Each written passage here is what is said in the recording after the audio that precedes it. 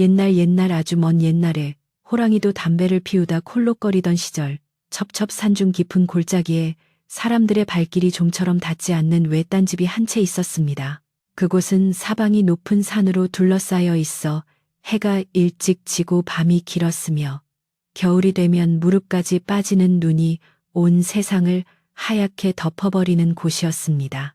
산짐승들의 울음소리가 자장가처럼 들려오고 바람이 나뭇가지를 스치는 소리가 유일한 벗이 되어주는 적막한 곳이었지만 그 집에는 남다른 온기가 감돌고 있었습니다. 주인은 연화라는 이름의 젊은 처녀였는데 그녀는 일찍이 부모님을 여의고 홀로 약초를 캐며 그 오두막을 지키고 있었습니다. 연화의 집 굴뚝에서는 언제나 구수한 밥 짓는 냄새와 쌉싸름한 약초 다리는 냄새가 피어올라 길 잃은 산새들마저 잠시 날개를 쉬어가게 만들 만큼 평온한 기운이 감돌았습니다. 어느 해 늦가을 겨울을 재촉하는 매서운 바람이 산등성이를 타고 내려와 온 숲을 뒤흔들던 날이었습니다. 하늘은 금방이라도 쏟아질 듯 잿빛 구름으로 뒤덮였고 해가 떨어지기가 무섭게 굵은 눈발이 흩날리기 시작하더니 이내 앞이 보이지 않을 정도로 거친 눈보라가 몰아쳤습니다. 연화는 아궁이에 장작을 넉넉히 밀어넣고 문틈으로 새어 들어오는 황소바람을 막기 위해 낡은 이불을 덧대어 놓았습니다. 밖에서는 윙윙거리는 바람 소리가 마치 굶주린 짐승의 울부짖음처럼 들려왔고 창호지 문이 덜컹거릴 때마다 연화는 등잔불 아래서 바느질하던 손을 멈추고 귀를 기울여야 했습니다. 산속 생활이 익숙한 그녀였지만 그날 밤의 눈보라는 예전과는 다른 불길한 기운을 품고 있는 듯하여 가슴 한구석이 왠지 모르게 서늘해지는 것을 느꼈습니다. 밤이 깊어가도록 바람은 잦아들 줄 몰랐고 연화는 불안한 마음에 잠을 이루지 못하고 뒤척이다가 문득 집 밖에서 무언가가 쿵 하고 쓰러지는 둔탁한 소리를 들었습니다. 바람에 꺾인 나뭇가지가 지붕을 때리는 소리인가 싶어 귀를 기울였지만 이어진 소리는 희미한 신음 같기도 하고 거친 숨소리 같기도 하여 도저히 그냥 넘길 수가 없었습니다. 연화는 용기를 내어 방문을 열고 툇마루로 나가보았는데 눈보라가 얼굴을 때리는 와중에 마당 한구석 살인문 근처에 거무스름한 형체가 눈 속에 파묻혀 있는 것이 보였습니다. 처음에는 다친 고란이나 멧돼지인 줄 알고 놀랐으나 가까이 다가가 보니 그것은 눈을 허옇게 뒤집어 쓴 채 쓰러져 있는 한 사내였습니다.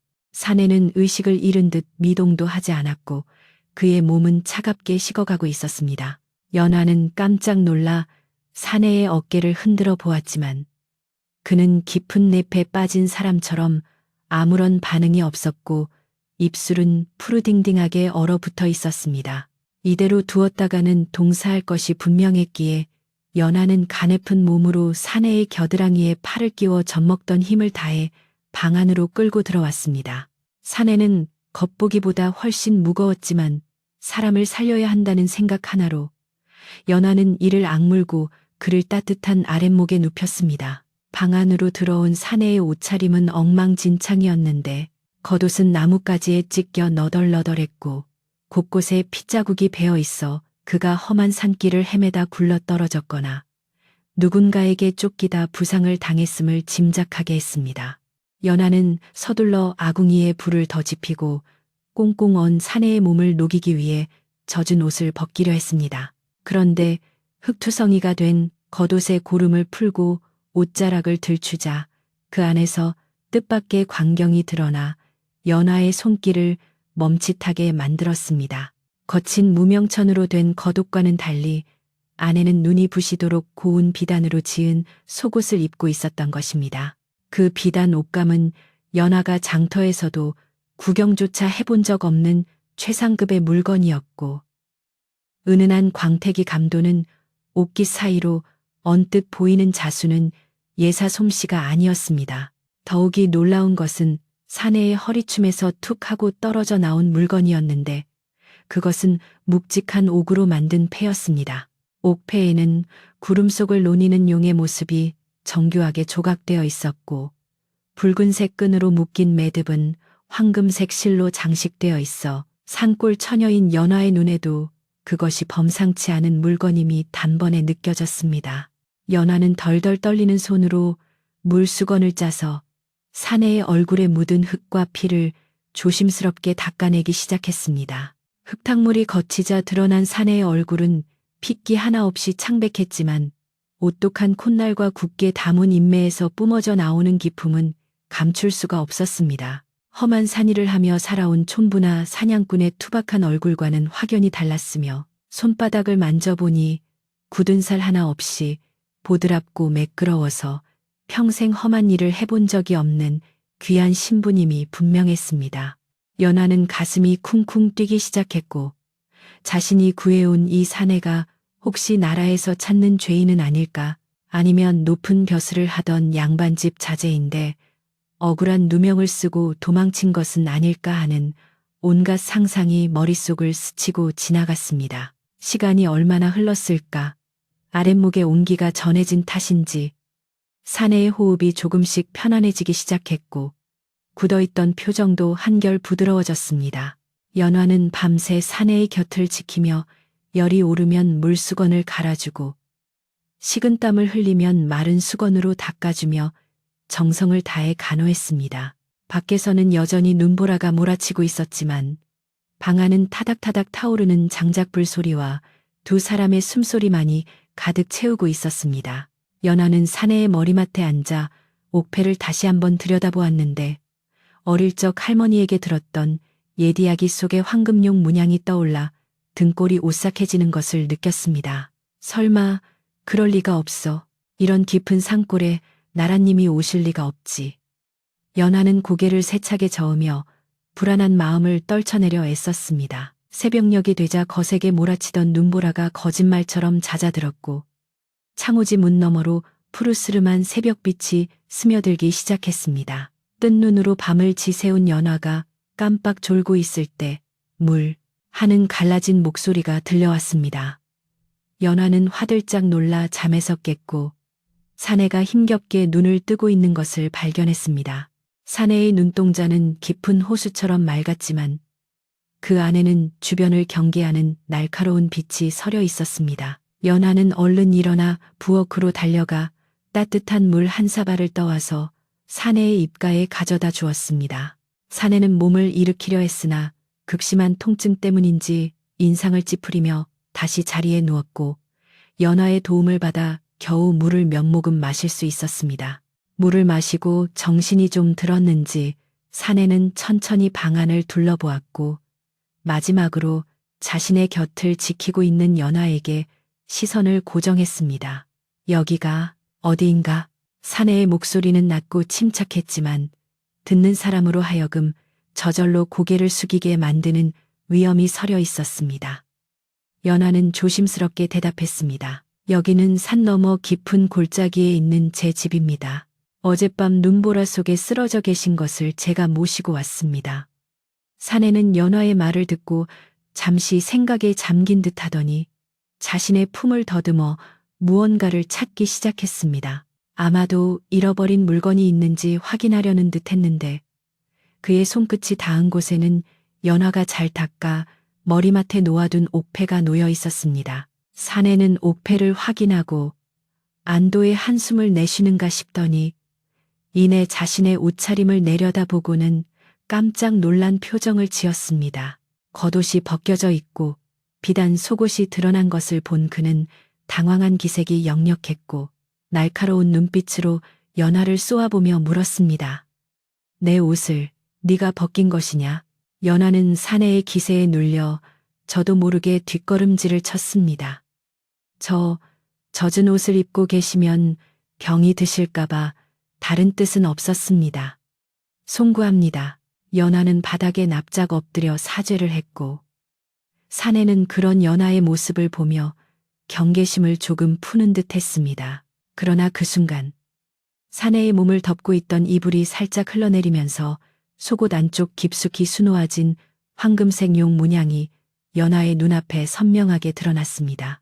연화는 숨이 턱 막히는 것 같았습니다. 그 문양은 단순한 장식이 아니라 오직 이 나라의 지존만이 사용할 수 있는 징표라는 것을 그녀는 마을 어르신들의 이야기를 통해 익히 알고 있었습니다. 할머니가 들려주던 이야기 속에서 왕실의 물건에는 발톱이 5개 달린 용, 즉 오조룡이 그려져 있다고 했는데 지금 그녀의 눈앞에 있는 사내의 가슴팍에 바로 그 오조룡이 금실로 찬란하게 수놓아져 있었던 것입니다. 연화의 머릿속은 하얗게 비워졌고 손발이 벌벌 떨려 엎드린 채 일어날 수가 없었습니다. 이분은 그냥 양반이 아니야. 임금님이시다. 임금님이 내 집에 누워 계시는 거야. 연화는 자신이 감히 용안을 똑바로 쳐다보았다는 사실과 지존의 몸에 손을 댔다는 사실에 극심한 두려움을 느꼈습니다. 연화의 낌새가 이상하다는 것을 눈치챈 사내는 힘겹게 몸을 일으켜 앉으며 나직하게 물었습니다. 왜 그러느냐? 무엇을 보았기에 그리 떨고 있는 것이냐? 연화는 감히 고개를 들지 못하고 바들바들 떨며 대답했습니다. 죽을 죄를 지었습니다. 소인은 그저 목숨을 구하고자 했을 뿐 옥체에 손을 대어 불경을 저지를 생각은 추호도 없었습니다. 부디 목숨만 살려주십시오. 연화의 목소리는 울음기가 섞여 있었고 공포에 질려 어쩔 줄을 몰라 했습니다. 사내는 잠시 침묵을 지키다가 연화가 자신의 정체를 눈치챘음을 깨닫고 씁쓸한 미소를 지었습니다. 그는 천천히 손을 뻗어 떨고 있는 연화의 어깨를 감싸려다가 멈칫하고는 다시 손을 거두었습니다. 고개를 들어라. 사내의 명령은 단호했지만 부드러웠습니다. 연화는 조심스럽게 고개를 들어 사내를, 아니 황제를 바라보았습니다. 황제는 피로와 고통으로 지친 기색이 역력했지만 그 눈빛만은 여전히 강인하게 빛나고 있었습니다. 네가 나를 살렸다. 네가 아니었다면 나는 저 차가운 눈밭에서 생을 마감했을 것이다. 너는 죄인이 아니라 나의 은인이다. 그러니 두려워하지 말라. 황제의 말에 연화는 조금 안심이 되었지만 여전히 가슴은 진정되지 않았습니다. 하늘같이 높은 분이 누추한 자신의 집에 머물고 있다는 사실 자체가 믿기지 않았고 혹시라도 밖에서 누가 이 사실을 알게 될까봐 덜컥 겁이 났습니다. 황제는 자신의 상황을 설명해야겠다고 생각했는지 잠시 숨을 고르고 말을 이었습니다. 나는 잠시 궁을 떠나 미복으로 민정을 살피던 중이었다. 그러다 뜻하지 않게 변을 당해 일행과 헤어지고 길을 잃어 이곳까지 오게 되었다. 나의 신분은 당분간 비밀로 해다오. 밖으로 새어나가면 나뿐만 아니라 너에게도 큰 화가 미칠 수 있다. 연화는 황제의 말을 듣고 비장한 표정으로 고개를 끄덕였습니다.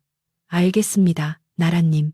제 입은 무거우니 걱정 마십시오. 이 산골에는 오가는 사람이 거의 없어 들킬 염려는 없을 것입니다. 연화는 속으로 굳게 다짐했습니다. 무슨 일이 있어도 이분을 지켜드려야 한다고. 그것이 백성된 도리이자 자신의 운명이라고 생각했습니다. 연화는 황제가 편히 쉴 수 있도록 자리를 정돈해주고 서둘러 부엌으로 나가 아침 식사를 준비하기 시작했습니다. 쌀독을 열어보니 얼마 남지 않은 쌀이 보였지만 연화는 아끼지 않고 쌀을 씻어 흰죽을 쑤었습니다. 평소에는 거친 잡곡밥에 나물 반찬이 전부였지만 귀한 손님에게 그런 것을 대접할 수는 없었습니다.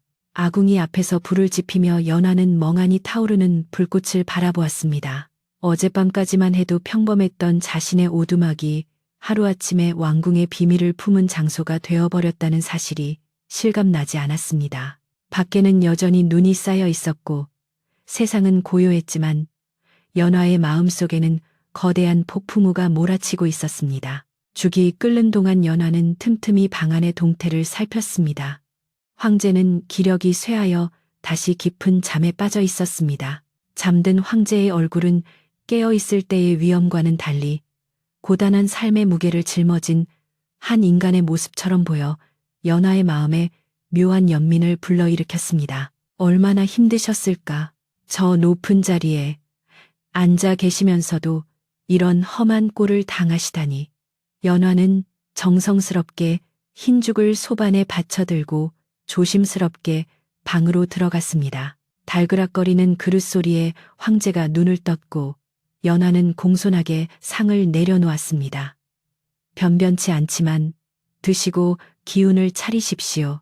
황제는 김이 모락모락 나는 흰죽을 바라보며 묘한 표정을 지었습니다. 궁궐에서 먹던 산해진 미와는 비교조차 할 수 없는 소박한 음식이었지만 그 안에는 연하의 따뜻한 마음이 고스란히 담겨 있었습니다. 황제는 숟가락을 들어 죽을 한 입 떠먹었습니다.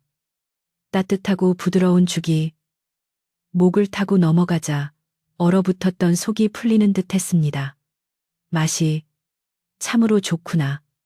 황제의 칭찬에 연하는 부끄러운 듯 얼굴을 붉혔습니다. 하지만 이 평화로운 순간도 잠시 연하는 창밖으로 보이는 마을 어귀 쪽을 힐끔거리며 불안한 기색을 감추지 못했습니다. 눈이 그쳤으니 혹시라도 누군가 산에 올라오지는 않을까, 발자국을 보고 의심하지는 않을까 하는 걱정이 꼬리에 꼬리를 물고 이어졌습니다. 황제 역시 연하의 불안함을 느꼈는지 숟가락을 내려놓으며 물었습니다. 이 근처에 사는 이웃이 있느냐? 연하는 조심스럽게 대답했습니다. 예, 산 아래로 조금만 내려가면 작은 마을이 있습니다. 가끔 약초를 팔러 내려가거나 마을 분들이 갓감을 구하러 올라오기도 합니다. 황제의 미간이 살짝 찌푸려졌습니다. 그렇다면 더욱 조심해야겠구나. 나의 흔적을 남기지 않도록 해야 한다. 연하는 고개를 끄덕이며 혹시라도 문 밖에 남았을지 모를 핏자국이나 끌고 온 흔적을 지워야겠다고 생각했습니다. 식사를 마친 후 황제는 다시 자리에 누웠고 연하는 밖으로 나가 눈 덮인 마당을 살피기 시작했습니다. 다행히 밤새 내린 눈이 어젯밤의 흔적을 덮어버렸지만 연하의 가슴 속 불안감은 쉽게 사라지지 않았습니다. 마당을 서성이던 연하는 헛간 구석에 쌓아둔 장작더미 뒤에서 부스럭거리는 소리를 들었습니다. 깜짝 놀라 돌아보니 산짐승이 지나간 듯 눈 위에 작은 발자국이 찍혀 있었습니다. 안도하며 가슴을 쓸어내리던 찰나 그녀의 머릿속에 불현듯 아랫마을에 사는 칠성댁의 얼굴이 떠올랐습니다. 칠성댁은 마을의 소문통이라 불릴 만큼 입이 가볍고 호기심이 많은 사람이었는데 며칠 전 연하에게 산에서 캔 약초를 좀 나눠달라고 했던 말이 생각났기 때문입니다. 만약 칠성댁이 오늘 약초를 받으러 올라오기라도 한다면 연하는 상상만으로도 아찔해져 서둘러 살인문을 걸어 잠그고 빗장을 질렀습니다. 방으로 돌아온 연하는 황제의 젖은 옷을 화로 곁에 널어 말리고 헤어진 부분을 깁기 위해 바늘과 실을 챙겼습니다. 황제가 입고 있던 비단 옷은 찢어지고 더러워져 당장 입기 곤란했기에 연하는 돌아가신 아버지가 남긴 깨끗한 무명 옷을 꺼내 황제에게 권했습니다. 누추하지만 옷이 마를 때까지 이걸 입고 계십시오. 아버지가 입으시던 것이라 품이 넉넉할 것입니다. 황제는 잠시 망설이다가 연하가 내민 옷을 받아 입었습니다. 거친 무명천이 피부에 닿는 느낌이 낯설었지만 이상하게도 비단 옷보다 더 따뜻하고 편안하게 느껴졌습니다. 황제가 촌부의 옷을 입고 앉아있는 모습은 묘한 이질감을 주었지만 동시에 연하에게는 그가 조금 더 가깝게 느껴지는 계기가 되었습니다. 해가 중천에 떴을 무렵 황제는 기운을 좀 차렸는지 벽에 기대 앉아 연하에게 이것저것 묻기 시작했습니다. 너는 어찌하여 이런 깊은 산속에 홀로 살고 있느냐? 연하는 바느질하던 손을 멈추고 담담하게 자신의 이야기를 들려주었습니다. 부모님이 병으로 돌아가신 후 마을로 내려가 살까도 생각했지만 부모님과의 추억이 깃든 이 집을 떠날 수 없었다고, 그리고 약초를 캐며 사는 삶이 비록 외롭지만 마음만은 편안하다고 말했습니다. 황제는 연하의 이야기를 들으며 고개를 끄덕였고 자신의 곁을 지키는 수많은 신하들보다 이 산골 처녀의 순박한 마음이 더 진실하게 느껴졌습니다. 그렇게 두 사람은 신분의 벽을 넘어 조금씩 마음을 열어가고 있었지만 그 평온함 뒤에는 언제 터질지 모르는 거대한 위험이 도사리고 있었습니다. 오후가 되자 햇살이 제법 따뜻해져 처마 밑에 고드름이 녹아 물이 뚝뚝 떨어지기 시작했습니다. 연하는 잠시 밖으로 나와 맑은 공기를 들이마셨습니다. 눈 덮인 산은 눈이 부시게 아름다웠지만 저 멀리 산 아래 마을에서 피어오르는 연기가 오늘따라 유난히 신경 쓰였습니다. 평소라면 정겹게 느껴졌을 그 풍경이 오늘은 황제의 존재를 위협하는 감시자의 눈처럼 느껴졌기 때문입니다. 연하는 다시 한번 집 주변을 꼼꼼히 살피며 혹시 모를 침입자에 대비했고 마음속으로 간절히 빌었습니다. 부디 이분이 무사히 돌아가실 때까지 아무 일도 없게 해주세요. 연화의 간절한 바람을 싣고 바람이 윙 불어와 닫힌 방문을 흔들었습니다. 그 시각 산 아래 마을 주막에서는 낯선 사내들이 모여 술을 마시며 은밀한 대화를 나누고 있었습니다. 그들은 평범한 장사치 차림을 하고 있었지만 눈빛만은 매섭게 번뜩이고 있었고 허리춤에는 감춰둔 무기가 불룩하게 튀어나와 있었습니다. 분명 이 근처 어딘가에 숨어 있을 것이다. 눈보라 때문에 멀리 가지는 못했을 테니 샅샅이 뒤져서라도 찾아내야 한다. 우두머리로 보이는 사내의 목소리는 낮고 살벌했습니다. 그들의 대화를 엿듣고 있던 주막 주인은 고개를 갸웃거리며 생각했습니다. 도대체 누구를 찾길래 저리도 살기가 등등할까? 마을에는 벌써부터 심상치 않은 기운이 감돌기 시작했고 그 검은 그림자는 서서히 연화의 오두막을 향해 다가오고 있었습니다. 연화는 아직 그 사실을 까맣게 모른 채 방 안에서 황제의 찢어진 옷을 정성스레 깁고 있었습니다. 눈보라가 휩쓸고 지나간 산골의 아침은 눈이 시리도록 맑고 투명했습니다. 처마 끝에 매달린 고드름이 아침 햇살을 받아 영롱하게 빛났고 온 세상을 뒤덮은 하얀 눈은 그 어떤 보석보다도 찬란하게 반짝이고 있었습니다. 연화는 평소보다 일찍 눈을 떴지만 방문 밖으로 나가는 발걸음은 평소보다 훨씬 무거웠습니다. 방 안 깊숙한 곳, 자신의 아버지가 쓰시던 낡은 이불을 덮고 누워있는 사내, 아니 이 나라의 황제 때문이었습니다. 그는 밤새 열에 시달리며 끙끙 앓았지만 다행히 새벽녘이 되자 거친 숨소리가 잦아들고 안색도 한결 편안해 보였습니다. 연하는 조심스럽게 문을 열고 나가 부엌으로 향했습니다. 아궁이에 불을 지피고 밥을 짓는 일상적인 일들이 오늘따라 마치 살얼음판을 걷는 듯 조심스럽고 긴장되게 느껴졌습니다. 연하는 쌀독을 확인하고 잠시 고민에 빠졌습니다. 귀한 분에게 대접할 만한 것이라곤 거친 보리쌀과 말린 나물 몇 가지 뿐이었기 때문입니다. 하지만 달리 방도가 없었기에 그녀는 정성을 다해 보리밥을 짓고 겨우내 얼었다 녹았다를 반복하며 깊은 맛이 든 시래기를 꺼내 구수한 된장국을 끓였습니다. 뚝배기에서 보글보글 끓어오르는 된장 냄새가 부엌을 가득 채우자 연하는 조금이나마 마음의 위안을 얻었습니다. 소박하지만 따뜻한 밥상이야말로 병자에게 가장 필요한 약이 될 것이라 믿으며 김이 모락모락 나는 밥상을 차려 방으로 들어갔습니다.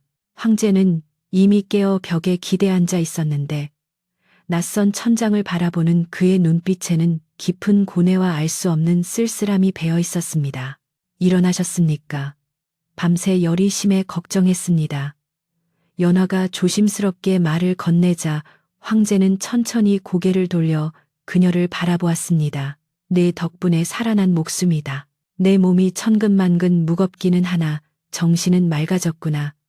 황제의 목소리는 여전히 낮고 위엄이 있었지만 어제보다 한결 부드러워져 있었습니다. 연화는 밥상을 그의 앞에 내려놓으며 송구한 마음을 감추지 못했습니다. 차린 것은 없지만 시장하실 테니 드십시오. 산골이라 귀한 음식을 대접해 드리지 못해 죄송할 따름입니다. 황제는 밥상 위에 놓인 거무튀튀한 보리밥과 투박한 질그릇에 담긴 된장국을 물끄러미 내려다보았습니다. 궁궐 수라상에 오르던 기름지고 화려한 음식들과는 비교조차 할 수 없는 그야말로 가난한 백성들의 밥상이었습니다. 황제는 숟가락을 들어 보리밥을 한 입 떠 넣었습니다. 입안에서 까끌까끌하게 겉도는 보리알의 식감이 낯설어 잠시 멈칫했지만 그는 내색하지 않고 천천히 씹어 넘겼습니다. 이어서 시래기 된장국을 한 모금 마시자 구수하고 짭조름한 맛이 입안 가득 퍼지며 얼어붙었던 속을 따뜻하게 데워주었습니다. 평생 느껴보지 못한 투박하지만 깊은 맛이었습니다. 맛이 구수하구나. 궁에서는 맛보지 못한 진미다. 황제의 말은 빈말이 아니었습니다. 허기와 추위 속에서 죽음의 문턱을 넘나들다. 맛보니 소박한 음식은 그 어떤 산해진 미보다도 귀하게 느껴졌습니다. 연화는 황제가 음식을 남기지 않고 비우는 모습을 보며 비로소 안도의 한숨을 내쉬었습니다. 식사를 마친 황제는 방 안을 둘러보며 연화에게 물었습니다. 이 산골에서 혼자 지내는 것이 무섭지는 않으냐? 짐승도 많고 인적도 드문 곳인데. 연화는 빈 그릇을 정리하며 담담하게 대답했습니다. 처음에는 무서웠지만 이제는 익숙해졌습니다. 오히려 사람들의 발길이 닿지 않아 조용하고 마음 편할 때가 많습니다. 그리고 아버지께서 남겨주신 이 집을 지키는 것이 제 몫이라 생각합니다. 황제는 연화의 굳은 심지에 감탄하며 고개를 끄덕였습니다. 천하를 호령하는 자신조차도 궁궐 안의 암투와 정쟁 속에서 늘 불안에 떨며 살았는데 이 산골 처녀는 외딴 집에서도 흔들리지 않는 평안을 누리고 있었던 것입니다. 황제는 연화에게서 알 수 없는 경외감마저 느꼈습니다. 그때였습니다. 마당 한 구석에 쌓인 눈이 툭 하고 떨어지는 소리에 연화가 화들짝 놀라 창밖을 내다보았습니다. 다행히 바람에 날린 눈이었지만 연화의 가슴은 콩닥콩닥 뛰었습니다. 황제의 존재를 숨겨야 한다는 압박감이 그녀의 신경을 곤두세우고 있었기 때문입니다. 황제 역시 연화의 불안을 눈치채고 물었습니다. 누가 올 사람이 있는 것이냐? 연화는 고개를 저으며 애써 웃어 보였습니다. 아닙니다. 그저 바람 소리에 놀랐을 뿐입니다. 하지만 낮에는 혹시라도 약초꾼이나 사냥꾼이 지나갈 수 있으니 문단속을 철저히 해야겠습니다. 연화는 밖으로 나가 살인문을 단단히 걸어 잠그고 창호지 문 틈새로 밖이 보이지 않도록 덧문을 한 번 더 닫았습니다. 한편 산 아래 마을에는 벌써부터 심상치 않은 소문이 돌기 시작했습니다. 그 중심에는 마을의 소식통이라 불리는 칠성댁이 있었습니다. 칠성댁은 남의 집 숟가락 개수까지 꿰뚫고 있을 정도로 호기심이 많고 입이 가벼운 여인이었습니다. 그녀는 아침부터 마을 우물가에 나와 동네 안악들에게 어젯밤의 날씨 이야기를 늘어놓다가 문득 산 중턱을 가리키며 목소리를 낮췄습니다. 저기 봐, 저기 연하네 집 굴뚝 말이야. 오늘따라 연기가 왜 저렇게 많이 난다지? 혼자 사는 계집애가 밥을 해먹으면 얼마나 해먹는다고 아침부터 저렇게 굴뚝에서 연기가 폴폴 날까? 칠성댁의 말에 안악들의 시선이 일제히 산 중턱으로 쏠렸습니다. 과연 연하네 집 굴뚝에서는 평소보다 굵고 진한 연기가 끊임없이 피어오르고 있었습니다. 황제가 머무는 방을 따뜻하게 데우기 위해 연하가 아궁이에 장작을 넉넉히 넣었기 때문이었습니다. 칠성댁은 가늘게 뜬 눈으로 그 연기를 노려보며 혀를 찼습니다. 앞만 봐도 이상해. 며칠 전에 내가 약초 좀 얻으러 갔을 때는 팩감이 부족해서 방이 냉골이라더니 갑자기 무슨 팩감이 생겨서 저렇게 부를 때 혹시 집에 딴 놈이라도 숨겨둔 거 아니야? 칠성댁의 엉뚱한 상상에 안악들은 깔깔대며 웃어 넘겼지만 칠성댁의 의심은 쉽게 가라앉지 않았습니다. 그녀의 호기심은 한번 불이 붙으면 끝을 봐야 직성이 풀리는 성미였기 때문입니다. 결국 칠성댁은 궁금증을 참지 못하고 자리에서 일어났습니다.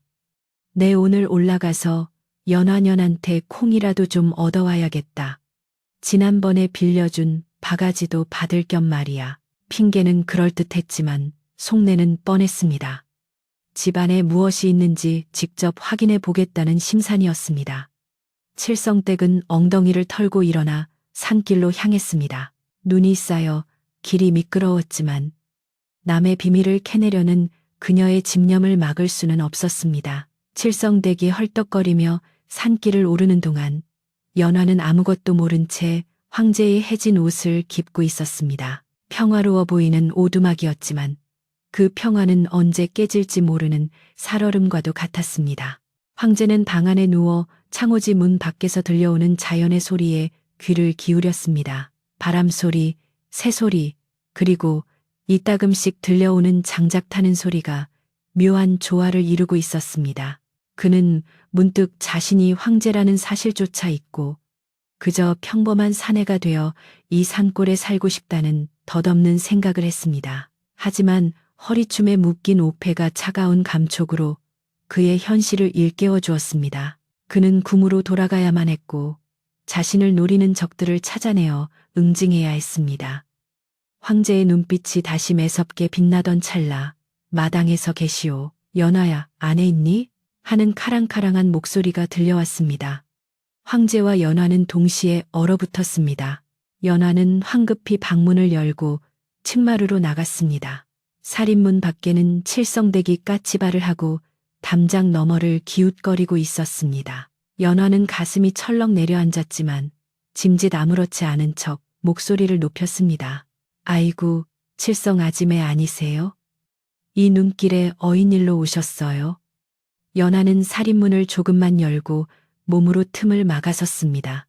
칠성댁은 틈새로 집안을 훔쳐보려 눈알을 굴리며 능청스럽게 대답했습니다. 아니, 굴뚝에서 연기가 하도 나길래 무슨 잔치라도 벌이나 해서 와봤지. 그리고 지난번에 빌려준 바가지도 생각나고 말이야. 칠성댁의 시선은 쉴 새 없이 마당과 툇마루를 훑었습니다. 그때 칠성댁의 눈이 툇마루 구석에 놓인 낯선 신발 한 켤레에 머물렀습니다. 연화가 미처 치우지 못한 아버지의 낡은 집신이었습니다. 하지만 그 옆에는 황제가 신고왔던 가죽신의 일부가 젖은 채 말려지고 있었습니다. 연화는 칠성댁의 시선을 눈치채고 황급히 몸을 움직여 신발을 가렸지만 칠성댁의 매서운 눈썰미를 피하기는 어려웠습니다. 어머, 저게 웬 남자 신발이니? 내 아버지 돌아가신 지가 언젠데 아직도 저런 걸 꺼내놓고 있어. 아니면 집에 손님이라도 왔니? 칠성댁의 목소리에는 의심과 호기심이 가득 차 있었습니다. 연화의 등줄기에서 식은땀이 흘러내렸습니다. 아닙니다. 아버지가 신으시던 신발인데 날이 눅눅해서 곰팡이가 필까봐 잠시 말리려고 꺼내둔 거예요. 손님은 무슨 손님이 오겠어요. 이런 산골에. 연화는 손사래를 치며 변명했지만 목소리가 가늘게 떨리는 것은 어쩔 수 없었습니다. 칠성댁은 수상하다는 듯 입맛을 다시며 다시 한번 집 안쪽을 흘끔거렸습니다. 그래? 이상하네. 아까 올라오다 보니까 웬 낯선 발자국도 있던데. 꼭 산짐승 발자국 같지는 않고 말이야. 칠성댁의 말 한마디 한마디가 연화의 숨통을 조여왔습니다. 방 안에 숨죽이고 있을 황제 역시 문 하나를 사이에 두고 긴박한 상황을 모두 듣고 있었습니다. 다행히 칠성댁은 더 이상 집 안으로 들어오려 하지는 않았습니다. 하지만 돌아서는 그녀의 표정에는 여전히 의구심이 가득했습니다. 알았어. 바가지는 나중에 내려올 때 갖다 다오. 그리고 조심해라. 요즘 산 아래에 험상넷은 놈들이 돌아다닌다는 소문이 있으니까. 혼자 사는 년이 문단속 잘하고. 칠성댁은 묘한 여운을 남기며 산을 내려갔습니다. 그녀가 사라지자 연화는 다리에 힘이 풀려 그 자리에 주저앉고 말았습니다. 심장이 입 밖으로 튀어나올 것만 같았습니다. 이제 칠성댁이 마을로 내려가 무슨 소문을 퍼뜨릴지 알 수 없는 노릇이었습니다. 연화가 방으로 들어오자 황제는 걱정스러운 표정으로 그녀를 맞이했습니다. 미안하구나. 나 때문에 네가 곤란한 처지에 놓였어. 황제의 말에 연화는 고개를 저었습니다. 아닙니다. 하지만 칠성아지매가 눈치가 빨라 걱정입니다. 마을에 내려가서 이상한 소문이라도 내면 큰일인데. 연화는 잠시 고민하다가 결심한 듯 말했습니다. 제가 잠시 마을 입구까지 다녀와야겠습니다. 동태를 살피고 혹시 필요한 물건이 있으면 구해오겠습니다. 칠성아지매가 의심하지 않도록 평소처럼 행동하는 게 나을 것 같습니다. 황제는 위험하다고 말렸지만 연화의 고집을 꺾을 수는 없었습니다. 연화는 서둘러 채비를 하고 산을 내려갔습니다. 마을 어귀에 다다랐을 때 그녀는 마을에서 가장 존경받는 어른인 박노인을 마주쳤습니다. 박노인은 마을 어귀의 정자나무 아래 앉아 곰방대를 물고 있었는데 연화를 보자마자 손짓으로 불렀습니다. 연화야, 이리 좀 와보거라. 박노인의 표정은 평소처럼 온화했지만 눈빛만은 진지했습니다. 연화가 다가가자 박노인은 주위를 한번 살피더니 목소리를 낮춰 말했습니다. 오늘 산에서 내려오는 바람 냄새가 심상치 않구나. 낯선 기운이 섞여 있어. 연화는 깜짝 놀라 박노인을 쳐다보았습니다. 박노인은 젊은 시절 약초꾼으로 전국을 떠돌며 세상 물정을 훤히 꿰뚫고 있는 노인이었습니다. 내 집에 누가 있는지는 묻지 않으마. 하지만 명심해라. 비밀은 연기와 같아서 아무리 막으려 해도 틈새로 새어 나오는 법이다. 특히 칠성댁의 입은 불씨와 같아서 작은 연기도 큰 불로 만들 수 있지. 박노인의 말은 전국을 찔렀습니다. 그는 이미 칠성댁이 퍼뜨리고 다니는 이야기를 들었거나 연화의 집 주변에서 일어나는 변화를 감지한 것이 분명했습니다. 관아 사람들이 낯선 일을 찾고 있다.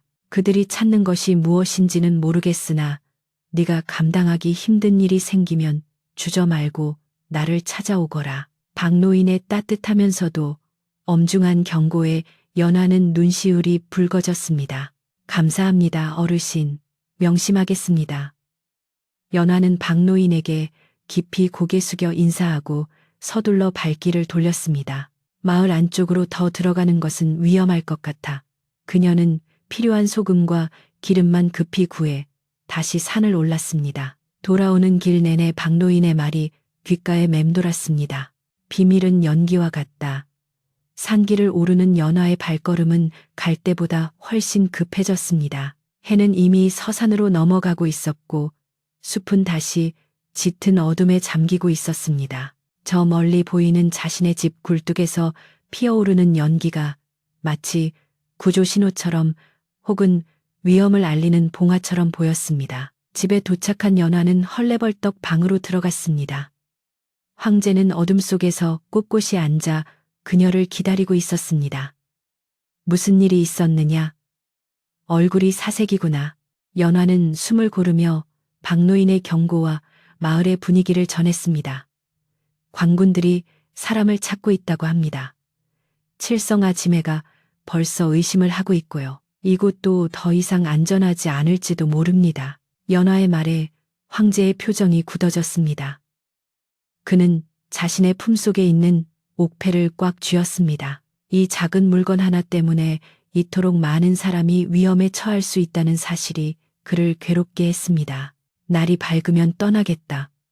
더 이상 너에게 폐를 끼칠 수는 없어. 황제의 단호한 말에 연화는 놀라 소리쳤습니다. 안 됩니다. 아직 상처도 아물지 않았고 밖에는 관군이 깔려 있습니다. 지금 나가시면 꼼짝없이 잡히십니다. 차라리. 연화는 말을 잇지 못하고 입술을 깨물었습니다. 뾰족한 수가 있는 것은 아니었지만 아픈 사람을 사지로 내몰 수는 없었습니다. 그때 산 아래쪽에서 개 짖는 소리가 요란하게 들려왔습니다. 평소와 다른 사나운 짖음 소리였습니다. 황제와 연화는 동시에 입을 다물고 긴장감 속에 서로를 바라보았습니다. 어둠이 짙게 깔린 창밖으로 불길한 그림자가 서서히 다가오고 있는 것만 같았습니다. 밤은 깊어가고 두 사람의 근심은 쌓이는 눈처럼 깊어만 갔습니다. 개 짖는 소리가 산 아래에서 요란하게 울려 퍼지던 그 밤. 연화의 오두막에는 숨막히는 침묵만이 감돌고 있었습니다. 바람은 거세게 불어 창호지 문을 덜컹거리게 만들었고 그 소리는 마치 누군가 문을 두드리는 소리처럼 들려 두 사람의 가슴을 철렁 내려앉게 했습니다. 황제는 식은땀이 흐르는 이마를 닦으며 자리에서 일어나려 애썼지만 다친 다리가 말을 듣지 않아 다시 주저앉고 말았습니다. 그의 눈빛에는 자신의 무력함에 대한 분노와 연화에 대한 미안함이 뒤섞여 있었습니다. 내가 이곳에 머무는 것 자체가 너에게 큰 짐이 되고 있구나. 당장이라도 나가서 저들의 시선을 돌려야겠다. 황제의 목소리는 비장했지만 연하는 단호하게 고개를 저으며 그를 만류했습니다.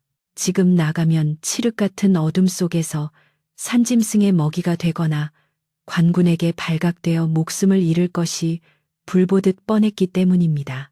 연하는 황제의 앞을 가로막으며 절박한 심정으로 말했습니다.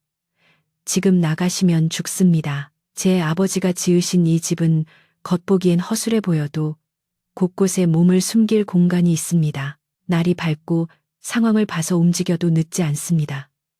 부디 제 말을 들어주십시오. 연하의 눈에는 눈물이 그렁그렁 맺혀 있었고 그 진심 어린 호소에 황제는 차마 고집을 부릴 수 없었습니다. 그는 깊은 한숨을 내쉬며 고개를 떨구었습니다.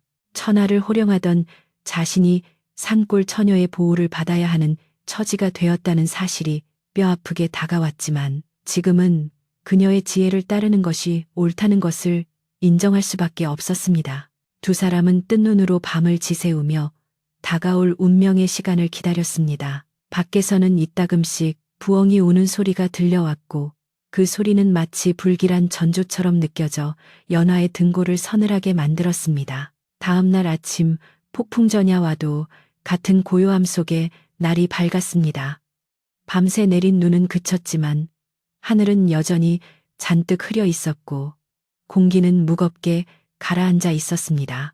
연하는 평소처럼 아침밥을 지으려 부엌으로 나갔지만 손이 떨려 쌀을 씻는 것조차 쉽지 않았습니다. 그때 산 아래쪽에서 웅성거리는 소리가 바람을 타고 들려오기 시작했습니다. 그것은 단순히 마을 사람들이 담소를 나누는 소리가 아니었습니다. 쇠붙이가 부딪히는 날카로운 소리와 거친 고함, 그리고 수많은 발자국 소리가 섞인 명백한 군대 이동의 소리였습니다. 연화는 가슴이 철렁 내려앉아 살인문 틈으로 밖을 내다보았습니다. 멀리 산 입구 쪽에서 붉은 깃발이 나부끼는 것이 보였고 그 뒤로 검은 옷을 입은 관군들이 줄지어 올라오는 모습이 희미하게 눈에 들어왔습니다. 연하는 급히 방으로 뛰어들어가 황제에게 이 사실을 알렸습니다. 오고 있습니다. 관군들이 산을 오르고 있어요. 어서 몸을 피하셔야 합니다. 황제는 이미 짐작하고 있었다는 듯 침착한 표정으로 고개를 끄덕였습니다.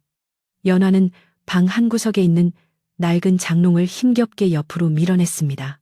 그러자 바닥에 네모난 판자가 드러났고 판자를 들어 올리자 사람이 겨우 들어갈 만한 좁은 공간이 나타났습니다. 그곳은 연화의 아버지가 귀한 약초를 보관하거나 난리가 났을 때 피신하기 위해 만들어둔 비밀 공간이었습니다. 이곳에 들어가 계세요. 좁고 답답하시겠지만 잠시만 참으셔야 합니다. 제가 무슨 일이 있어도 막아내겠습니다. 연하의 목소리는 떨리고 있었지만 눈빛만은 결연했습니다. 황제는 좁고 어두운 지하 공간으로 몸을 숨기기 전 연하의 손을 꼭 잡았습니다. 그의 손은 따뜻했고 거친 무명천 사이로 전해지는 온기가 연하에게 큰 힘이 되었습니다. 미안하다. 그리고 고맙다. 내가 살아서 궁으로 돌아가게 된다면 오늘의 이 은혜는 결코 잊지 않겠다. 황제의 말에 연하는 애써 미소를 지어 보이며 대답했습니다. 그런 말씀 마세요. 꼭 무사하실 겁니다. 황제가 몸을 숨기자 연하는 다시 판자를 덮고 장롱을 원위치로 돌려놓았습니다. 그리고 그 위에 이불을 펴고 흐트러진 자리를 정돈했습니다. 방금 전까지 사람이 머물렀던 온기를 없애기 위해 방문을 활짝 열어 찬바람을 들이는 것도 잊지 않았습니다. 이제 모든 준비는 끝났고 연하는 홀로 마루에 앉아 다가오는 위협을 맞이할 준비를 했습니다. 잠시 후 거친 숨소리와 함께 낯익은 목소리가 들려왔습니다. 여기가 맞다니까요. 내가 내 두 눈으로 똑똑히 봤어요. 남자 신발도 있었고 굴뚝 연기도 수상했다니까. 칠성댁의 카랑카랑한 목소리가 산속의 정적을 깨뜨렸습니다. 연화는 주먹을 꽉 쥐고 마른 침을 삼켰습니다. 살인문이 쾅 하고 열리더니 칠성댁을 앞세운 관군 서너 명이 마당으로 들이닥쳤습니다. 그들은 창과 칼을 차고 있었고 험상궂은 얼굴로 집안을 훑어보았습니다. 앞장선 조장은 거만한 태도로 연화를 쏘아보며 소리쳤습니다. 이 집에 수상한 자가 숨어 있다는 제보가 들어왔다. 샅샅이 뒤져라. 그의 명령이 떨어지자 병사들은 헛간과 부엌을 뒤지기 시작했고 항아리를 발로 차거나 장작더미를 무너뜨리며 행패를 부렸습니다. 연화는 팻마루에서 벌떡 일어나 앞을 막아섰습니다. 이게 무슨 짓입니까? 혼자 사는 여자의 집에 함부로 들어와서 이러셔도 되는 겁니까? 연화는 짐짓 호통을 쳤지만 조장은 코웃음을 치며 연화를 밀쳐냈습니다. 시끄럽다. 역적의 무리가 이 산에 숨어들었다는 정보가 있다. 만약 내년이 숨겨주고 있다면 너 또한 무사하지 못할 것이다. 조장은 신발도 벗지 않은 채 흙발로 마루에 올라섰습니다. 칠성댁은 마당 한 구석에서 팔짱을 끼고 그 모습을 지켜보며 고소하다는 듯 비죽거렸습니다. 거봐, 내가 뭘 했어. 뭔가 얘기는 게 있으니까 저렇게 바락바락 대들지. 연화야, 솔직히 말해라. 그 남자 어디 숨겼니? 칠성댁의 깐죽거리는 말에 연화는 입술을 깨물며 노려보았습니다. 조장은 방문을 거칠게 열어젖히고 방 안으로 들어갔습니다. 연화의 심장이 다칠 것만 같았습니다. 방 안은 텅 비어 있었고 열어둔 문 덕분에 공기는 차가웠습니다. 조장은 방 안을 휘둘러 보다가 장롱 쪽으로 다가갔습니다. 황제가 숨어 있는 바로 그곳이었습니다. 그는 칼집으로 장롱문을 툭툭 치며 수상하다는 듯 고개를 갸웃거렸습니다. 방이 꽤 널찍하군. 혼자 쓰기에는 넓어. 조장의 말에 연화는 침착하게 대답하려 애썼습니다. 부모님이 살아계실 때 함께 쓰던 방입니다. 돌아가신 후에도 그대로 두고 쓰고 있을 뿐입니다. 연화의 목소리는 최대한 담담하게 들리도록 노력했지만 등 뒤로는 식은땀이 줄줄 흐르고 있었습니다. 그때 조장의 시선이 방바닥 한가운데에 머물렀습니다. 아까까지 황제가 앉아있던 자리였습니다. 비록 문을 열어 시켰다고는 하나 아랫목의 온기는 아직 미미하게 남아있었습니다. 조장은 천천히 몸을 굽혀 바닥에 손을 대어 보았습니다. 그의 입가에 비릿한 미소가 번졌습니다. 방바닥이 따뜻하구나. 불을 뗀 지 얼마 안 된 것 같은데 깜도 부족하다는 집에서 이렇게 절절 끓게 불을 떼다니 누굴 위해서였을까? 조장의 날카로운 지적에 연화는 말문이 막혔습니다. 그건 제가 몸살 기운이 있어서. 연화가 더듬거리며 변명했지만 조장의 눈빛은 이미 확신에 차 있었습니다. 그는 천천히 일어나 방구석에 놓인 물그릇을 발로 찼습니다. 쨍그랑 하는 소리와 함께 그릇이 깨지며 물이 쏟아졌습니다. 거짓말 마라. 여기 놈의 냄새가 난다. 피 냄새와 약초 냄새가 뒤섞인 아주 수상한 냄새가 나. 조장은 코를 킁킁거리며 방 안을 돌아다녔습니다. 그러다 구석에 떨어진 작은 천조각 하나를 발견했습니다. 그것은 연화가 황제의 상처를 닦아내고 미처 치우지 못한 피 묻은 헝겊 조각이었습니다. 조장은 그것을 집어들고 연화의 눈앞에 들이밀었습니다. 이건 뭐냐? 네가 다치기라도 했느냐? 아니면 네가 숨겨준 그놈의 피냐? 붉은 선혈이 말라붙은 헝겊을 보자 칠성댁은 어머나 하고 비명을 질렀고 병사들은 웅성거리며 칼자루를 고쳐 잡았습니다. 상황은 걷잡을 수 없이 악화되고 있었습니다. 연화는 더 이상 변명할 말이 떠오르지 않아 입술만 파르르 떨었습니다. 조장은 헝겊을 바닥에 내팽개치며 으름장을 놓았습니다. 좋아. 입을 열지 않겠다 이거지? 놈이 멀리 가지 못한 건 확실하다. 이 방 안에 있거나 이 집 근처 어딘가에 쥐새끼처럼 숨어 있겠지. 그는 병사들에게 명령했습니다. 너희들은 집 밖을 포위해라. 개미 새끼 한 마리도 빠져나가지 못하게 해. 나는 대장님을 모시고 오겠다. 이런 큰 거는 직접 처리하셔야지. 조장은 연화에게 다가와 낮게 속삭였습니다. 도망갈 생각은 꿈도 꾸지 마라. 내년 목숨은 이제 내 손안에 있다. 그는 음흉한 웃음을 흘리며 방을 나갔습니다. 칠성댁도 분위기가 심상치 않음을 느끼고 슬금슬금 뒤로 물러나 대문 밖으로 사라졌습니다. 마당에는 서슬퍼런 병사들만 남아 연화의 집을 감시하고 있었습니다. 조장이 사라지고 병사들이 집 밖을 에워싸자 연화는 다리에 힘이 풀려 그 자리에 주저앉았습니다. 이제 정말 끝이라는 생각이 들었습니다. 잠시 후 대장이 병력을 이끌고 도착하면 이 집은 쑥대밭이 될 것이고 숨겨둔 비밀 공간도 발각되는 것은 시간 문제였습니다. 연화는 떨리는 몸을 추스르고 기어가듯 장롱 앞으로 다가갔습니다. 그리고 작게 속삭였습니다. 나라님, 들리십니까? 놈들이 잠시 물러갔지만 곧 더 많은 군사를 데리고 올 겁니다. 이제 어찌해야 합니까? 바닥 밑에서는 아무런 대답도 없었지만 연화는 황제가 숨을 죽인 채 듣고 있음을 알 수 있었습니다. 팽팽한 긴장감이 방 안을 가득 채웠습니다. 그때 바닥 밑에서 쿵쿵하고 나무 판자를 두드리는 소리가 났습니다. 연화가 놀라 장롱을 밀고 판자를 열자 황제는 좁은 공간에서 힘겹게 몸을 일으키며 밖으로 나왔습니다. 그의 얼굴은 먼지투성이었고 땀으로 범벅이 되어 있었지만 눈빛만은 그 어느 때보다 형형하게 빛나고 있었습니다. 더 이상 숨어 있을 수는 없다. 나 때문에 죄 없는 네가 고초를 겪게 할 수는 없어. 황제는 결연한 의지를 보이며 옷매무새를 다듬었습니다. 연화가 입혀준 아버지의 무명옷은 초라했지만 그가 뿜어내는 기세는 감히 범접할 수 없는 것이었습니다. 하지만 나가시면 위험합니다. 연화가 울먹이며 말렸지만 황제는 고개를 저었습니다. 아니다. 내가 누구인가? 나는 이 나라의 황제다.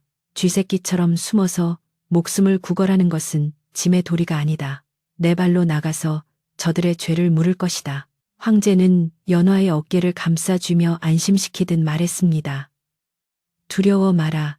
내가 너를 지킬 것이다. 그 순간 멀리서 둥둥둥 하는 북소리와 함께 수많은 말발굽 소리가 지축을 울리며 다가왔습니다. 조장이 말한 본대가 도착한 것이었습니다. 마당에 있던 병사들이 일제히 차렷 자세를 취하며 길을 터주는 소리가 들렸습니다. 대장님 오신다. 모두 정렬하라. 우렁찬 고함 소리가 오두막을 뒤흔들었습니다. 이제 피할 곳은 없었습니다. 황제는 깊게 심호흡을 하고 방문을 향해 천천히 걸음을 옮겼습니다. 연화는 황제의 뒷모습을 바라보며 가슴이 찢어지는 듯한 아픔과 동시에 벅차오르는 감동을 느꼈습니다. 초라한 산골 오두막에서 가장 누추한 옷을 입고 있지만 그 등은 세상 그 누구보다 넓고 든든해 보였습니다. 밖에서는 칠성대기 대장에게 무언가 열심히 고자질하는 소리가 들려왔고 대장의 굵직한 목소리가 명령을 내렸습니다. 집을 완전히 포위해라. 반항하면 즉시 베어버려도 좋다. 살벌한 명령과 함께 창과 칼이 부딪히는 소리가 요란하게 들려왔습니다. 황제는 문고리를 잡았습니다. 그의 손에는 옥패가 단단히 들려 있었습니다. 문을 여는 순간 모든 것이 결정될 것이었습니다. 연화는 두 손을 모으고 간절히 기도했습니다. 부디 이 이야기가 비극으로 끝나지 않기를, 이 선하고 위엄 있는 분이 무사하기를. 문이 열리기 직전의 찰나 바람이 멈추고 세상이 숨을 죽인 듯 고요해졌습니다. 마치 폭풍이 몰아치기 전 마지막으로 주어지는 짧은 평화와도 같았습니다. 황제는 뒤를 돌아보지 않고 오직 앞을 향해 시선을 고정한 채 문을 활짝 열어 젖혔습니다. 눈부신 햇살이 방 안으로 쏟아져 들어왔고 마당을 가득 메운 관군들의 시선이 일제히 그에게로 쏠렸습니다.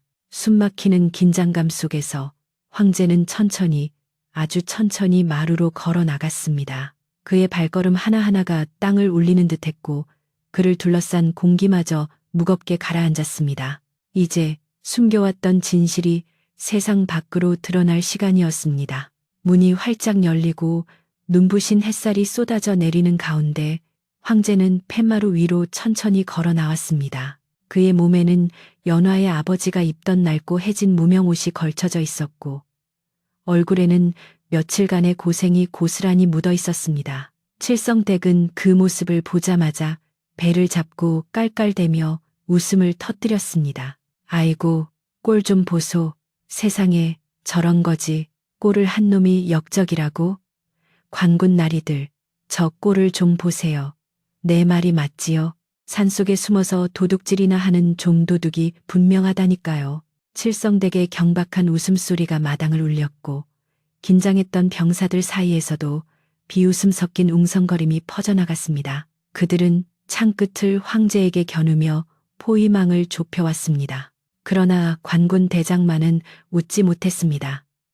그는 말을 타고 수많은 전장을 누비며 사람을 보는 눈을 키운 베테랑 무관이었습니다. 낡은 옷차림에도 불구하고 저 사내에게서 뿜어져 나오는 기이한 위압감, 흔들리지 않는 고든 자세, 그리고 무엇보다 저 서늘하고 깊은 눈빛은 결코 범인의 것이 아니었습니다. 대장은 무언가 잘못되었다는 본능적인 직감을 느끼며 말에서 내려 천천히 마당으로 들어섰습니다. 잠깐, 모두 멈춰라. 대장의 굵직한 호령에 병사들의 움직임이 일제히 멈췄고 칠성댁의 웃음소리도 뚝 그쳤습니다. 마당에는 무거운 정적이 감돌았고 오직 바람 소리만이 귓가를 스쳤습니다. 황제는 마당으로 내려서지 않고 갯마루에 꼿꼿이 선 채 자신을 둘러싼 병사들을 천천히 둘러보았습니다. 그리고 마침내 그의 시선이 대장의 얼굴에 머물렀습니다. 자네가 이 군의 책임자인가? 황제의 목소리는 크지 않았지만 좌중을 압도하는 힘이 실려 있었습니다. 조장은 기가 차다는 듯 코웃음을 치며 앞으로 나섰습니다. 이놈이 미쳤나? 감히 대장님께 하대를 해? 썩 내려와 무릎을 꿇지 못할까?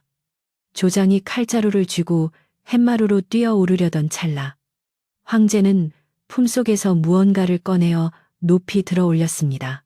햇살을 받아 찬란하게 빛나는 그 물건은 바로 옥으로 만든 패였습니다. 그 순간 대장의 눈이 찢어질 듯 커졌습니다. 옥패에 새겨진 황금색 용문양, 발톱이 5개 달린 오조룡은 오직 이 나라의 지존만이 지닐 수 있는 신성한 징표였습니다. 대장은 자신의 눈을 의심하며 비틀거렸습니다. 며칠 전 궁에서 황제 폐하가 미복 잠행 중에 실종되었다는 은밀한 전가를 받았던 기억이 뇌리를 스치고 지나갔습니다. 설마 했던 일이 눈앞에 현실로 나타난 것입니다. 대장은 쥐고 있던 칼을 바닥에 떨어뜨리고 털썩 무릎을 꿇으며 머리를 조아렸습니다.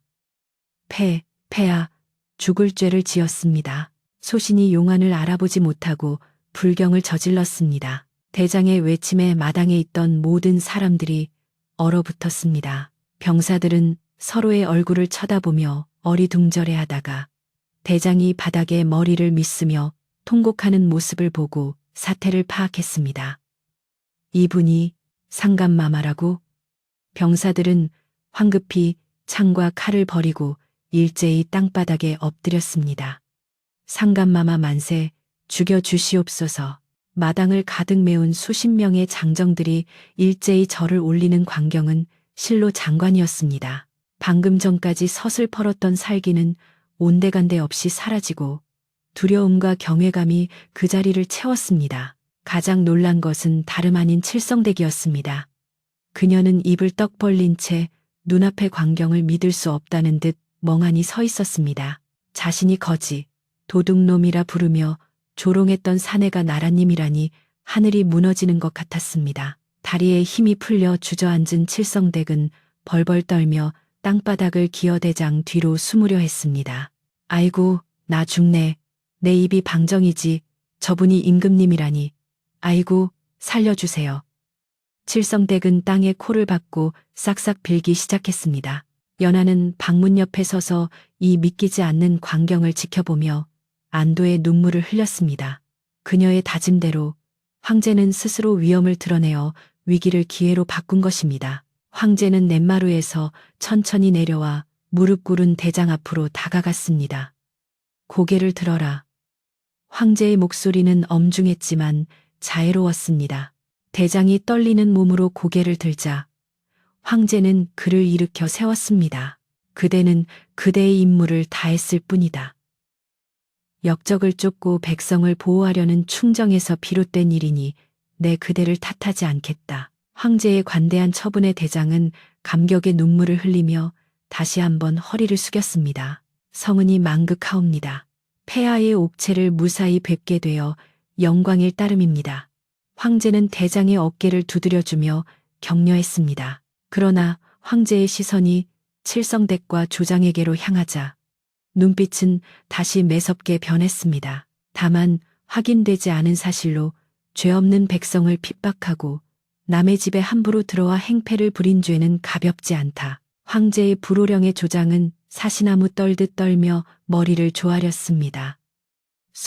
송구합니다. 폐하, 한 번만 용서해 주십시오. 칠성댁 역시 살려만 주시면 입 다물고 조용히 살겠습니다요. 하며 울부짖었습니다.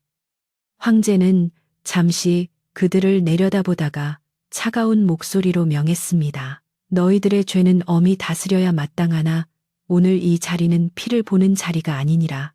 당장 이곳을 정리하고 놀란 집주인에게 진심으로 사죄하라. 황제의 말이 떨어지자마자 조장과 병사들은 허둥지둥 움직이기 시작했습니다. 그들은 흙발로 더럽힌 마루를 닦고 발로 차서 깨뜨린 항아리 조각을 줍고 무너뜨린 장작 더미를 다시 쌓았습니다. 칠성댁은 연화의 바지가랑이를 잡고 늘어졌습니다. 연화야, 아이고, 내가 눈이 멀었었나 보다. 제발 용서해 다오. 내가 다신 안 그럴게. 칠성댁의 비굴한 모습에 연화는 씁쓸함을 느꼈지만 더 이상 그녀를 미워할 마음도 들지 않았습니다. 아짐에 이제 그만하세요. 나라님께서 용서하셨으니 저도 더는 묻지 않겠습니다. 어서 가서 일이나 거두세요. 연화의 말에 칠성댁은 연신 고개를 끄덕이며 찌그러진 솥뚜껑을 주워들고 부엌으로 도망치듯 달려갔습니다. 상황이 어느 정도 정리되자 황제는 연화를 불렀습니다. 연화야, 이리 오거라. 연화가 수줍게 다가오자 황제는 대장과 병사들에게 그녀를 소개했습니다. 이 처자가 아니었다면 나는 저 차가운 눈밭에서 목숨을 잃었을 것이다. 나의 생명의 은인이니 너희들도 예를 갖추어라. 황제의 명예 대장은 연화에게 정중하게 고개를 숙였습니다. 몰라 배어서 죄송합니다. 폐하를 구해주신 은혜 결코 잊지 않겠습니다. 수십 명의 병사들이 연화에게 경례를 올리자 연화는 얼굴이 빨개져 어쩔 줄을 몰라 했습니다. 산골 소녀가 평생 받아본 적 없는 최고의 대우였습니다. 분위기가 한결 부드러워지자 황제는 배에서 꼬르륵 소리가 나는 것을 느끼고 껄껄 웃었습니다. 긴장이 풀리니 시장기가 도는구나. 대장, 군량미가 좀 남았느냐? 대장은 즉시 대답했습니다. 예, 넉넉히 챙겨왔습니다. 고기와 술도 조금 있습니다. 황제는 고개를 끄덕이며 말했습니다. 좋다. 오늘은 이곳에서 묵어가야겠다. 병사들도 지쳤을 테니 솥을 걸고 밥을 지어 다 같이 나눠 먹도록 하자. 연화야, 부엌을 좀 빌려도 되겠느냐? 연화는 활짝 웃으며 고개를 끄덕였습니다. 물론입니다. 제가 솜씨를 발휘해 보겠습니다. 그날 오후 연안의 마당에서는 때 아닌 잔치가 벌어졌습니다. 병사들은 마당 한가운데에 커다란 가마솥을 걸고 불을 피웠고 연안은 대장이 내어준 쌀과 고기를 받아 요리를 시작했습니다. 평소에는 구경도 못할 쌀밥에 고기 국이 끓는 냄새가 온 산골에 진동했습니다. 칠성댁은 죄를 씻겠다는 일념으로 부엌 한 구석에서 열심히 마늘을 까고 팔을 다듬었습니다. 병사들은 장작을 패고 물을 길어 나르며 연화를 도왔습니다. 살벌했던 대치 상황은 사라지고 마치 온 마을이 힘을 합쳐 잔치를 준비하는 듯한 훈훈한 풍경이 연출되었습니다. 해가 뉘엿뉘엿 저물어갈 무렵 김이 모락모락 나는 하얀 쌀밥과 얼큰한 소고기 국밥이 완성되었습니다. 연화는 가장 먼저 황제를 위한 독상을 차려방으로 들였습니다. 비록 그릇은 투박한 질그릇이었지만 그 안에 담긴 음식은 정성과 재료가 어우러져 일품이었습니다. 황제는 따뜻한 국물을 한 숟가락 뜨고는 감탄했습니다. 역시 내 손맛이 좋구나. 궁궐수락한 상궁들보다 낫다. 황제의 칭찬에 연화는 기쁨을 감추지 못했습니다. 밖에서는 병사들이 삼삼오오 모여 앉아 국밥을 들이키며 왁자지껄 떠들고 있었습니다. 차가운 산바람도 뜨끈한 국물과 사람들의 온기 앞에서는 힘을 쓰지 못했습니다. 식사를 마친 후 황제는 대장과 함께 마루에 앉아 차를 마시며 이야기를 나누었습니다. 병사들은 마당에 모닥불을 피워놓고 둘러앉아 온몸을 녹였고 연화는 부엌에서 설거지를 하며 그 평화로운 광경을 바라보았습니다. 창문 너머로 들려오는 웃음소리와 타닥거리는 장작 소리가 어우러져 묘한 안도감을 주었습니다. 불과 몇 시간 전까지만 해도 죽음의 공포에 떨었던 것이 꿈만 같았습니다. 이제 그녀의 집은 더 이상 외롭고 위험한 곳이 아니라 나라의 가장 높은 분과 그를 지키는 사람들이 머무는 세상에서 가장 안전하고 따뜻한 곳이 되었습니다. 황제는 밤하늘을 올려다보며 생각에 잠겼습니다. 산속의 밤하늘은 보석을 뿌려놓은 듯 별들이 쏟아질 듯 반짝이고 있었습니다. 궁궐의 높은 담장 안에서는 결코 볼 수 없었던 가로막는 것 하나 없는 광활한 하늘이었습니다. 그는 옆에 앉은 대장에게 나직이 말했습니다. 백성들이 사는 곳이 이토록 춥고 외진 곳일 줄은 몰랐다. 짐이 그동안 너무 편안하게만 살았던 게야. 대장은 묵묵히 황제의 말을 경청했습니다. 이번 사건은 황제에게 단순한 조난이 아니라 백성들의 삶을 가장 낮은 곳에서 체험하고 깨닫는 귀중한 기회가 되었습니다. 밤이 깊어지자 병사들은 헛간과 마당에 멍석을 깔고 잠자리에 들 준비를 했습니다. 연화는 황제가 주무실 방에 군부를 넉넉히 지피고 깨끗한 이불을 깔았습니다. 황제는 방으로 들어서며 연화에게 말했습니다. 오늘 밤은 두 다리 뻗고 편히 자거라. 내 병사들이 밖을 지키고 있으니 호랑이가 와도 끄떡없을 것이다. 연화는 황제의 따뜻한 배려에 깊이 고개 숙여 인사했습니다. 예, 폐하. 편히 주무십시오. 연화는 부엌 한쪽에 마련된 작은 쪽방으로 들어가 누웠습니다. 몸은 고됐지만 마음만은 깃털처럼 가벼웠습니다. 밖에서 들려오는 병사들의 낮은 코는 소리가 마치 든든한 자장가처럼 들려왔습니다. 이튿날 아침 산골의 공기는 여전히 차가웠지만 햇살은 따사로웠습니다. 황제는 궁으로 돌아갈 채비를 마쳤습니다. 대장과 병사들은 짐을 꾸리고 대열을 정비했습니다. 연화는 아쉬운 마음에 황제의 앞까지 배웅을 나왔습니다. 하룻밤만 더 묵어 가시면 좋으련만 연화의 말끝이 흐려졌습니다. 황제는 빙그레 웃으며 말했습니다. 나라실이 바빠 더 지체할 수가 없구나. 하지만 내 마음만은 이곳에 두고 가겠다. 황제는 연화의 손을 잡고 잠시 망설이다가 자신이 차고 있던 옥패를 풀어 연화의 손에 쥐어주었습니다. 이것을 가지고 있거라. 나중에 내게 어려운 일이 생기면 이것이 너를 지켜줄 것이다. 연화는 깜짝 놀라 손사래를 쳤습니다. 아닙니다, 폐하. 이 귀한 것을 어찌 제가. 그러나 황제는 단호하게 연화의 손을 꼭 쥐게 했습니다. 내 목숨값에 비하면 약소한 물건이다. 거절하지 마라. 연화는 옥패의 묵직한 무게와 함께 황제의 진심을 느꼈습니다. 그녀는 눈물이 그렁그렁한 눈으로 황제를 올려다보았습니다. 황제는 말에 올라타며 마지막으로 연화에게 손을 흔들어 주었습니다. 건강하거라. 내 반드시 다시 소식을 전하겠다. 대장의 호령과 함께 황제의 행렬이 산을 내려가기 시작했습니다. 연화는 그들이 보이지 않을 때까지 살인문 앞에 서서 손을 흔들었습니다. 행렬이 떠난 뒤 연화의 오두막은 다시 고요해졌습니다.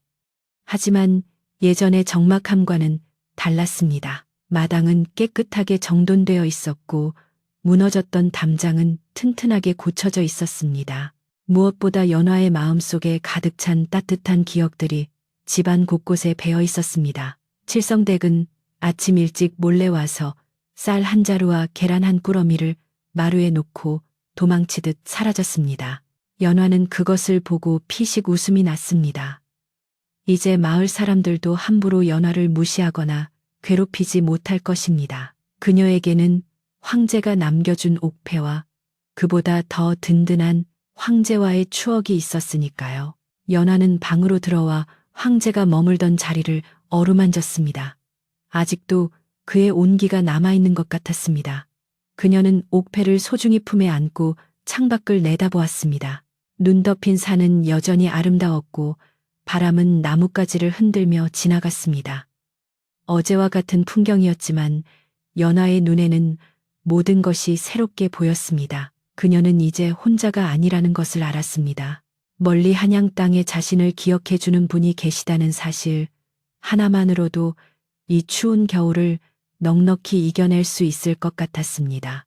아궁이의 불씨는 사그라들었지만 연화의 가슴 속에는 영원히 꺼지지 않는 따뜻한 불꽃이 타오르고 있었습니다. 황제의 행렬이 떠나고 난 뒤 산골 마을에는 다시금 깊은 정적이 찾아왔습니다. 하지만 그 정적은 예전처럼 외롭고 쓸쓸한 적막이 아니었습니다. 마치 거대한 축제가 끝난 뒤의 여운처럼 가슴 한구석을 몽글몽글하게 채워주는 따뜻한 고요함이었습니다.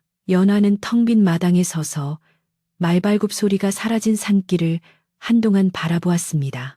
눈 위에 찍힌 수많은 발자국은 곧 다시 내린 눈에 덮여 사라지겠지만 지난 며칠간 겪었던 꿈 같은 일들은 결코 지워지지 않을 것임을 그녀는 알았습니다. 연화는 옷깃을 여미며 집 안으로 들어왔습니다. 황제가 머물렀던 방 안에는 아직도 은은한 묵향 같은 것이 배어 있는 듯했고 아궁이의 온기는 여전히 바닥을 데우고 있었습니다. 그녀는 황제가 주고 간 옥패를 장롱 깊숙한 곳, 어머니의 유품이 담긴 함 속에 조심스럽게 넣어두었습니다. 이것은 단순한 보물이 아니라 그녀가 지켜낸 신의와 용기의 증표였습니다. 며칠이 지나자 마을의 분위기는 눈에 띄게 달라졌습니다. 가장 큰 변화는 바로 칠성댁이었습니다. 그녀는 하루가 멀다고 연화의 집을 찾아왔는데 예전처럼 빈정거리거나 훔쳐보러 오는 것이 아니었습니다. 연화야, 날이 춥지? 내가 묵을 좀 쑤었는데 맛이나 좀 보렴. 혹은 장작 패기 힘들지? 우리 바깥 양반 시켜서 좀 올려보내마.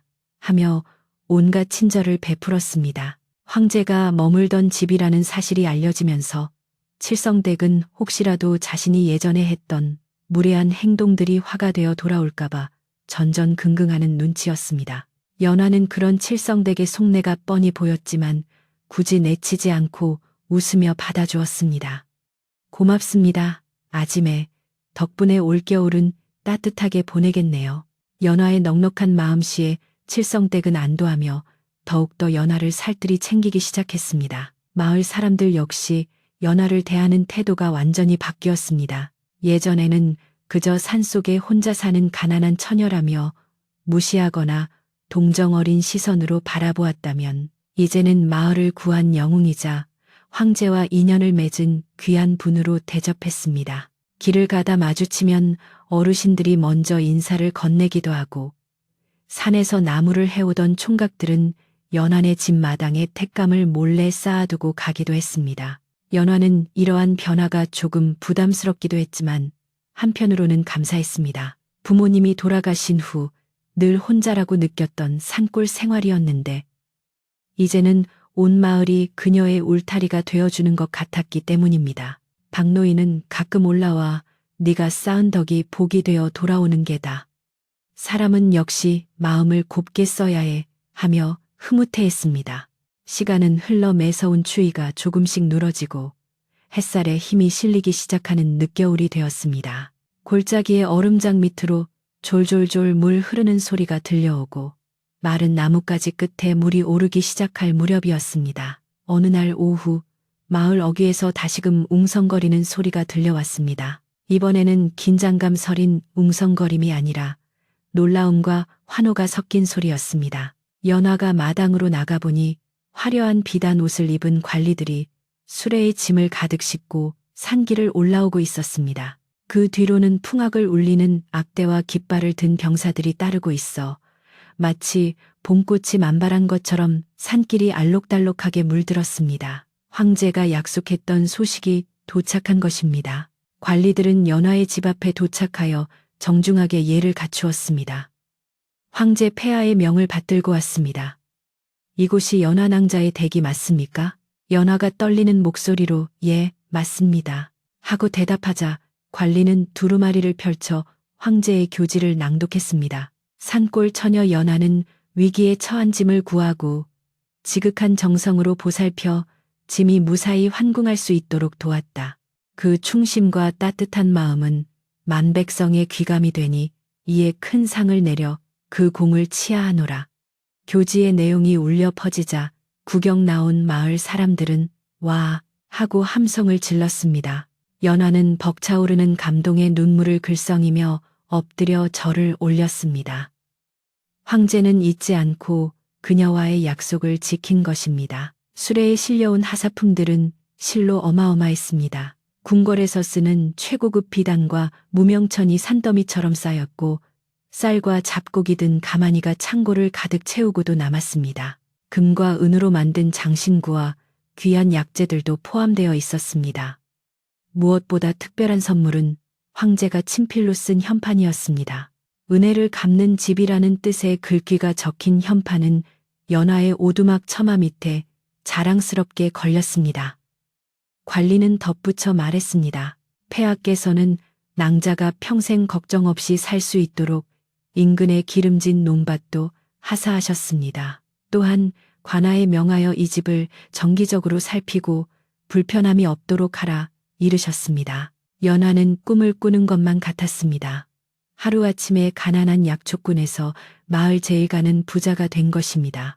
하지만 연화는 그 많은 재물을 혼자 독차지하지 않았습니다. 그녀는 관리들이 돌아가자마자 박노인과 마을 어르신들을 모셨습니다. 이 모든 것은 저 혼자만의 복이 아닙니다. 마을 분들이 저를 지켜주시고 도와주신 덕분입니다. 연화는 받은 쌀과 곡식을 풀어 마을의 모든 집마다 골고루 나누어 주었습니다. 특히 가난하고 형편이 어려운 집에는 더 넉넉하게 챙겨주었고 칠성댁에게도 비단 옷감을 한 필 뚝 잘라 선물했습니다. 칠성댁은 감동하여 눈물을 콧물까지 흘리며 연화의 손을 잡고 놓지 않았습니다. 아이고, 연화야, 내가 전생에 무슨 복을 지어서 너 같은 이웃을 만났니? 정말 고맙다. 고마워. 연화의 나눔으로 인해 마을에는 웃음꽃이 활짝 피어났습니다. 그날 저녁 연화의 집 마당에서는 마을 잔치가 벌어졌습니다. 궁에서 보내온 고기와 술을 내놓고 마을 안악들이 솜씨를 부려 맛있는 음식을 장만했습니다. 떡을 치는 소리, 고기 굽는 냄새, 사람들의 웃음소리가 밤늦도록 끊이지 않았습니다. 아이들은 마당을 뛰어다니며 즐거워했고 어른들은 술잔을 기울이며 황제와 연화의 이야기를 안주 삼아 이야기꽃을 피웠습니다. 연화는 사람들 틈에 섞여 함께 웃고 떠들며 진정한 행복이 무엇인지 깨달았습니다. 그것은 재물이 많아서가 아니라 그 재물로 인해 내 주변 사람들이 행복해하고 함께 정을 나눌 수 있다는 사실에서 오는 충만함이었습니다. 잔치가 무르익을 무렵 연화는 잠시 소란을 피해 뒤뜰로 나갔습니다. 밤하늘에는 둥근 보름달이 휘영청 밝게 떠 있어 온 세상을 은은하게 비추고 있었습니다. 차가운 겨울바람 끝에 묻어오는 봄의 기운이 코끝을 스쳤습니다. 연화는 달을 올려다보며 마음속으로 황제에게 감사의 인사를 전했습니다. 폐하, 보내주신 선물 덕분에 저희 마을이 이토록 풍요로워졌습니다. 부디 궁에서도 강건하시고 만백성을 굽어 살피는 성군이 되시옵소서. 그녀의 기도는 달빛을 타고 멀리 한양 땅 궁궐까지 전해지는 듯했습니다. 어딘가에서 부엉이가 부엉하고 울었지만 더 이상 그 소리가 무섭게 들리지 않았습니다. 잔치가 끝나고 사람들이 하나둘 집으로 돌아갔습니다. 연화야, 잘 자라. 오늘 정말 고마웠다. 하는 따뜻한 인사들이 오갔습니다. 텅 빈 마당을 정리하고 방으로 들어온 연화는 피곤했지만 마음만은 깃털처럼 가벼웠습니다. 그녀는 아버지가 물려주신 낡은 밥상에 앉아 따뜻한 숭늉 한 그릇을 마셨습니다. 화려한 잔치 음식보다 이 소박한 숭늉 한 모금이 그녀에게는 더 편안하게 느껴졌습니다. 이제 그녀의 삶은 예전과는 달라지겠지만 약초를 캐고 밥을 짓고 이웃과 정을 나누는 소박한 일상은 변하지 않을 것입니다. 그녀는 그것이 자신의 본분임을 잊지 않았습니다. 연화는 자리에 누워 이불을 턱 밑까지 끌어올렸습니다. 따뜻한 아랫목에 등이 닿자 스르르 눈이 감겼습니다. 창호지 문 너머로 들려오는 바람 소리는 마치 자장가처럼 부드러웠습니다. 지난 겨울 눈보라 속에서 쓰러진 사내를 구했던 그날 밤부터 시작된 긴 이야기가 비로소 평화로운 마침표를 찍는 순간이었습니다.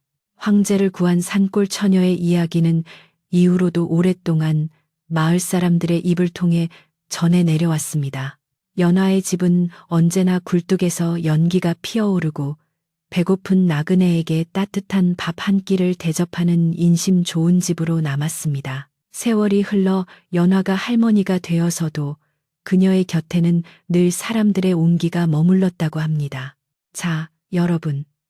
오늘 밤 들려드린 눈 덮인 산골의 귀한 손님 이야기는 여기까지입니다. 거센 눈보라가 몰아쳐도 따뜻한 마음과 진심이 있다면 언젠가는 봄날의 햇살처럼 복이 되어 돌아온다는 것을 기억해 주세요. 연화가 누렸던 그 평온한 잠처럼 여러분도 오늘 밤 근심 걱정 모두 내려놓고 따뜻하고 포근한 꿈 꾸시길 바랍니다. 밤이 깊었습니다. 창밖의 바람 소리에 귀 기울이며 편안히 주무세요. 안녕히 주무십시오.